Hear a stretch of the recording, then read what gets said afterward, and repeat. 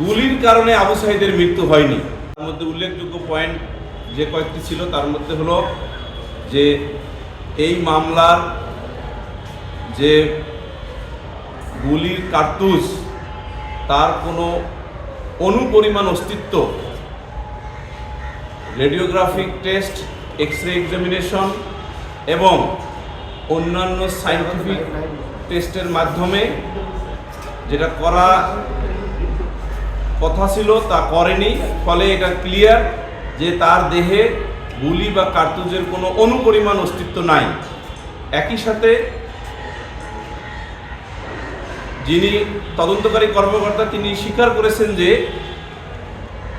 আবু সাঈদের গলা থেকে কোমর পর্যন্ত পরিহিত যে কালো রঙের টি শার্ট ছিল সেই টি শার্টের জব্দকৃত অংশে কোনো ছিদ্র নাই।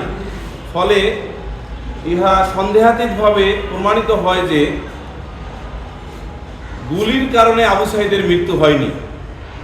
অন দ্য আদার হ্যান্ড, যে বিষয়টি সন্দেহাতীতভাবে চলে আসে সাক্ষ্য প্রমাণের ভিত্তিতে, সেটা হলো যে 6 জন পুলিশ কর্তৃক আবু সাঈদকে লাঠিচার্জ করা হয়েছে, যেখানে আবু সাঈদ তার হাতে থাকা একটি লাঠি দিয়ে একজন পুলিশের লাঠির চার্জকে ঠেকানোর চেষ্টা করেছিল।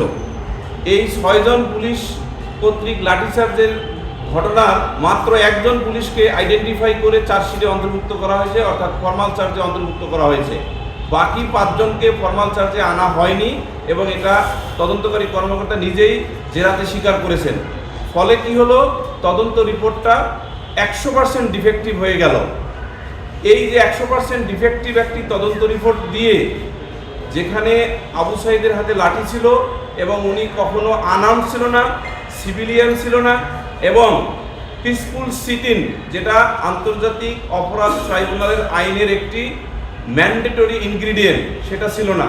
তাহলে ফলে যেটা দাঁড়ায়, এই মামলা একদিকে যেমন গুলির কারণে তার মৃত্যু হয়েছে এইটা প্রমাণ হয় না, অন্যদিকে এই মামলাটি এই আদালতের বা এই ট্রাইব্যুনালের এখতিয়ারভুক্ত মামলায় আসে কিনা সেটা সন্দেহ তৈরি করে।